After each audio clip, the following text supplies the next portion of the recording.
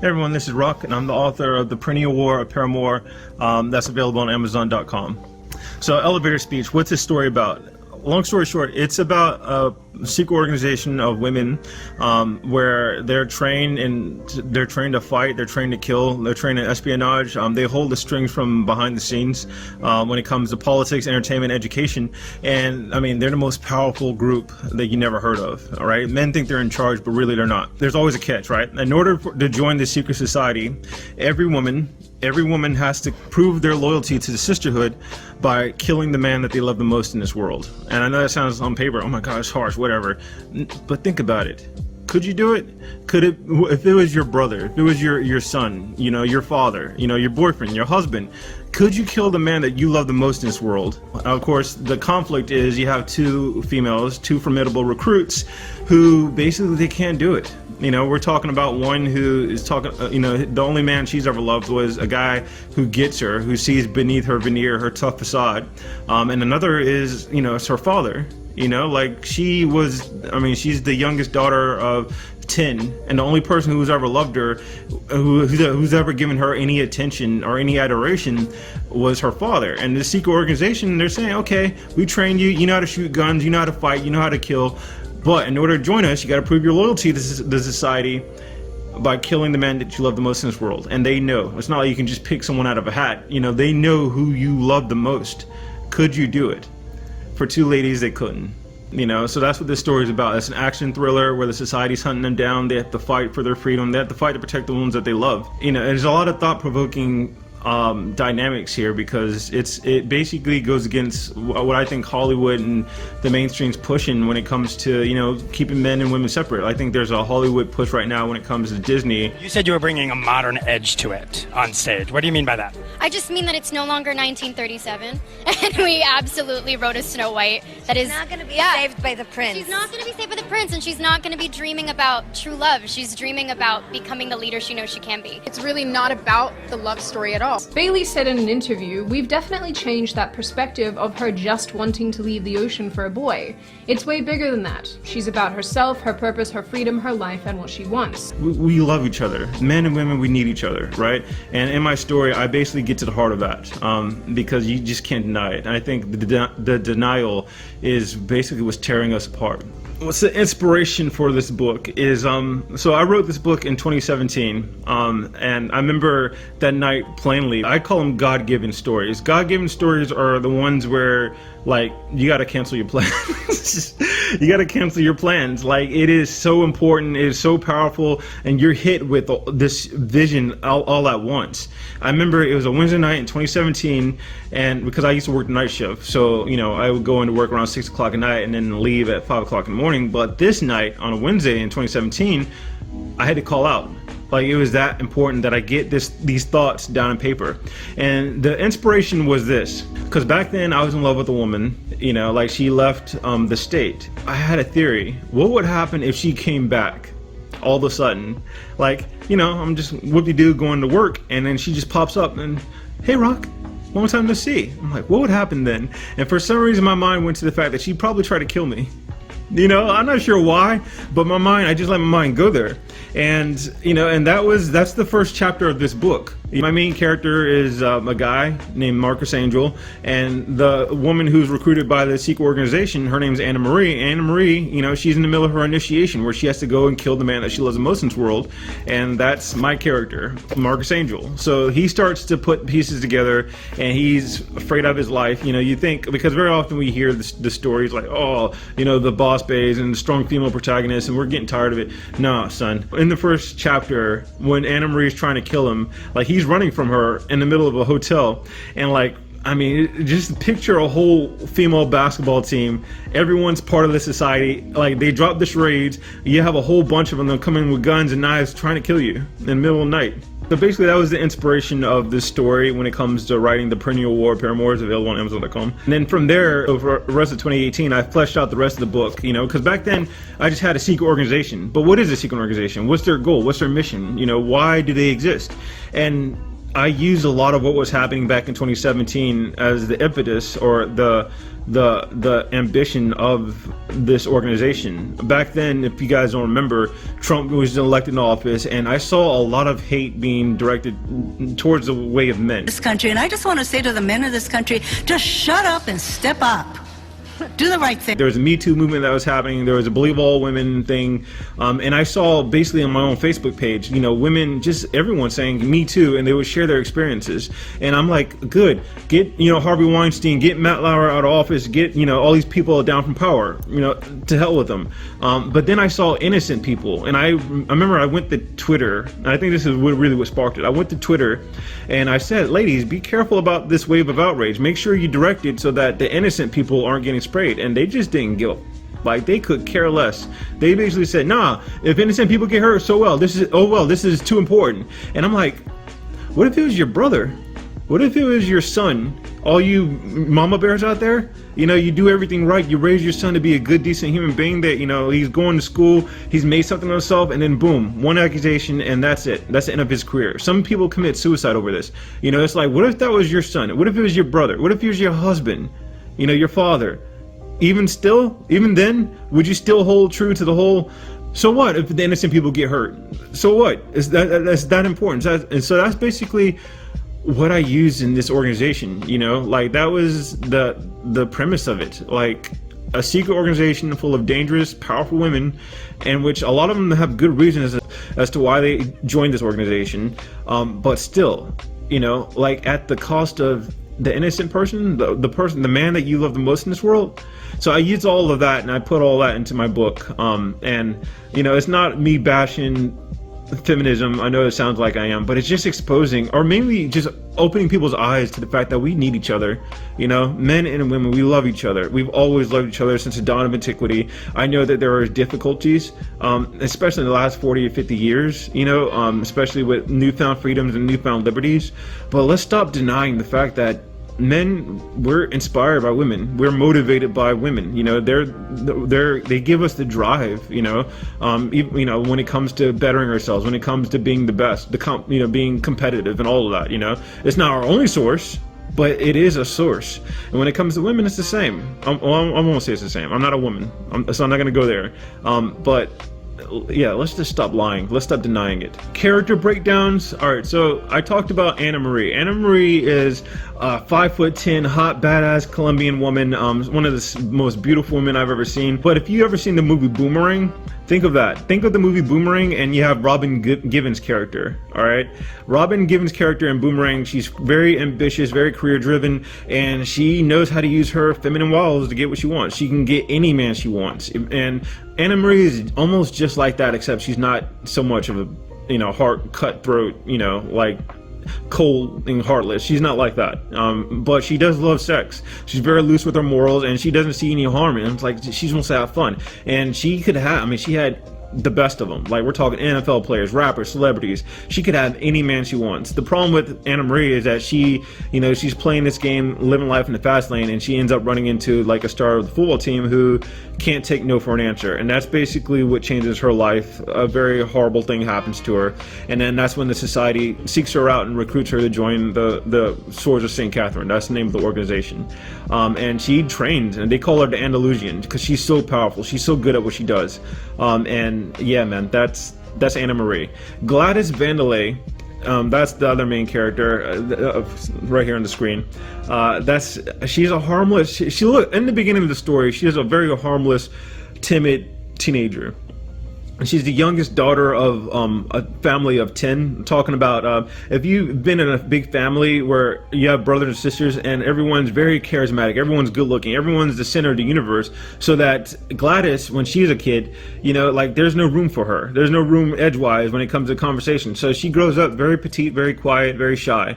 And then something happens to her in her teenage years. I won't spoil it for you.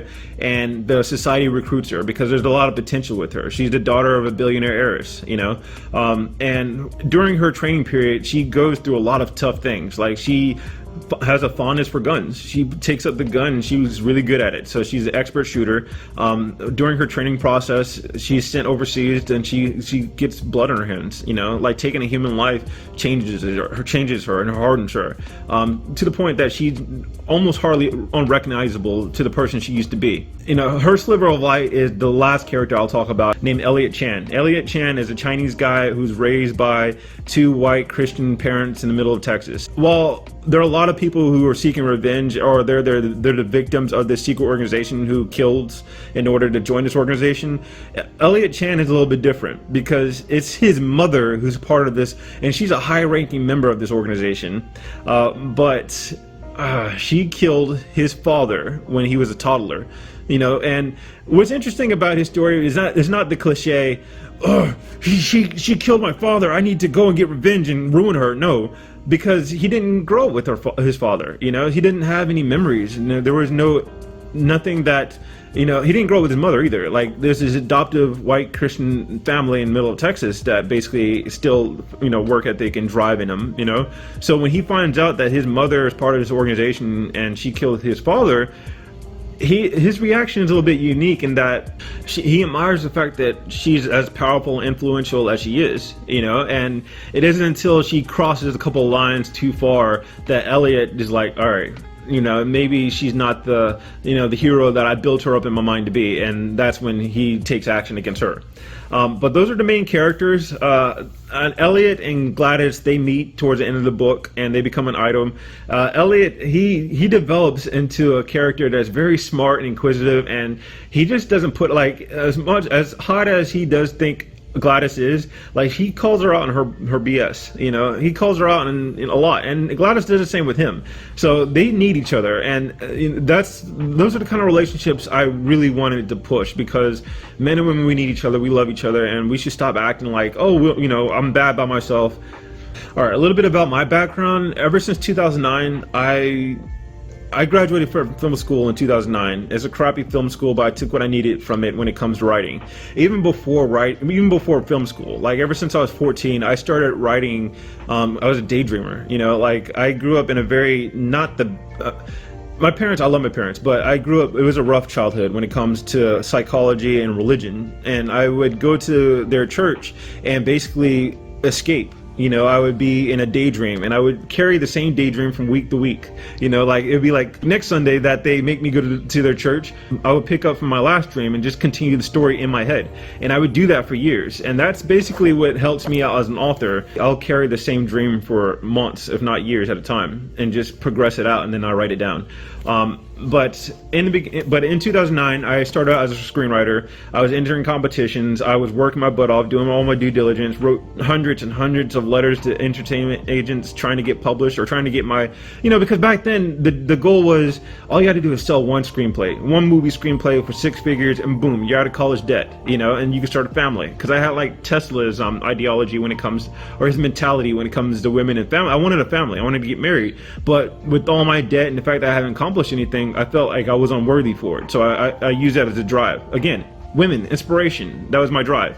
But in 2012, 2011, I had a local producer here in Tampa tell me, Rock, your problem is that you're not in Los Angeles, you're not in New York. You know, in Los Angeles, in New York, you know, every production assistant, every busboy, you know, attendant, clerk has a script somewhere in their closet. They're trying to get pushed, and they're in people's faces. You're here in the middle of Tampa just sending out letters, easy going to the trash, you know. So you need to focus on books. And I was afraid of that because I heard about people writing books and it would take them years to finish it, and I'm like, I don't have a lot of time. I want to get married while I'm young. I want to raise a family while I'm young, and you know, but I mean, I have a gift for writing. I have a gift for writing. Like, for me, writing 10 pages in 5 hours is nothing. The story, the Perennial War of Paramours, I wrote that, the first chapter of that with 20 pages, I wrote that in a single night, from 5 o'clock in the afternoon till like 4 o'clock in the morning. I wrote it. One of the cool things I took from school is the ability to plan it out, right? Like in film school, you have pre-production, production, and post-production. And when it comes to my writing, it's the same way. Where I have pre-production which is outlining how I want the story to go, beginning, middle, end. Then I develop characters. You know, I create the names. I create, you know, whatever. And then production is when you write the story out, and post-production is when you proofread it. So I carry that same mentality, and I've been able to churn out multiple books that are all on Amazon.com. The first one was in 2014. I give a lot of shout out to my friend from up north, Michigan. Her name is Eliza. She's the one who basically pushed me, Rock, quit being a little crap and just go and write it. And I'm like, all right. So I did it, and it was fun, man. To actually have, like, because obviously it's just words on a screen, you know, for a long time, but to actually have your that was in 2014 when I first published a printed copy of my book and had it in my hands. I mean, it was, the sad thing is that I'm by myself. Like, other than God, man, like, that's the sad thing. Like, a lot of my triumphs, there's no spectator, you know? There's no, you know, crowd of adoring fans. I don't get an award or a medal for it. You just learn to just accept and celebrate these accomplishments on your own. Because I remember, you know, I did it, I finished, and just like, I did it, you know, and then you look around the room, there's no one here, you know, whatever, you know, like, it's all good. You just learn to take that and live with it. But yeah, that's my background. I've been writing books ever since then, ever since 2012, and I write like a new book every year. Like right now, I'm in the middle of a book called The Jealous. I finished the first 4 chapters, developed the outline, but I'm taking a break to just do these promotional videos, you know, because you got to, man. Otherwise, no one will ever know. All right. So yeah, I thank you guys for watching this video. I encourage everyone to check it out. Perennial War of Paramours. There's gunfights, there's a lot of action, and I write it in such a way that it's very easy to read. I know that sounds like, what? So a 5th grader could read it, basically, but a fifth grader could read it, but I doubt a 5th grader could comprehend it. There's a lot of, I mean, it's very deep. Like, I would read the first couple of pages. Matter of fact, I encourage everyone to go to Amazon right now and just read the first couple of pages. That's free. You know, you can click on the title and then scroll to check out the sample pages, because man, it's just very deep. And anyone who's ever been in those situations, I would say the greatest gift of a writer is your honesty. You know, like, everyone's trying. One of the things I hate about not just the publishing industry, but Hollywood, even the modeling industry, is that everyone's trying to be someone else. You know, like, everyone's trying to, oh, that person, you know, got millions by doing that, I'm gonna do the same thing. That's not why I write.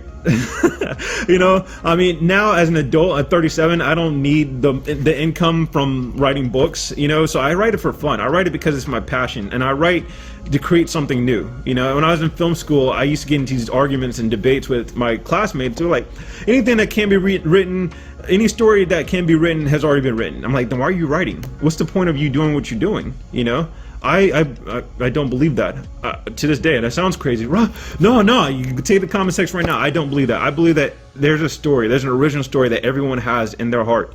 And that sounds cliche, but the reason why I say that is because if you're honest, if you're 100% brutally honest in your writing, you've created something that no one else could write. It may be a little bit similar, it may have similar themes, but the words, no one, I mean, unless you're plagiarizing, you know, like, the words are all yours if you're 100% honest. So your honesty is your greatest weapon as a writer for all my up-and-coming aspiring writers out there. Okay, but yeah, I wrote it in the way that I like to read. I'm not a fan of, you know, the big novels that they made us read in high school, you know, and a lot, I mean, that's not the crap on them. You know, like, they're classics for a reason, but they didn't strike my fancy. I give credit to an author named Dale Furutani, Nancy Springer, and when I was 15 or 16, Dale Furutani wrote a book, or I read his book called Kill the Shogun. And what was cool about that book was I never knew you could write action choreography in your books. I write the way I like to read. I'm a big fan of nonfiction. I'm a big fan of, like, pouring through articles, you know, thought-provoking essays, and of course Wikipedia articles. So, you know, when you read Wikipedia, you're reading it because you just want to know what happened. You know, skip all the nonsense, skip all the BS, skip all the, you know, like, page after page after page of description. Just tell me what happened. Tell me who these people are. That's how I write, you know, like, this is what happened, this is who these people are, you know, and, like, just follow the story, you know, and I hope you like it. Okay, yeah, check it out on Amazon.com. I think it's free for Kindle for ebooks, but the printed copies, it costs a little bit, but yeah, I really enjoyed it, and I'm gonna keep writing until you know, the wheels fall off. Harlem Shake. All right, thank you.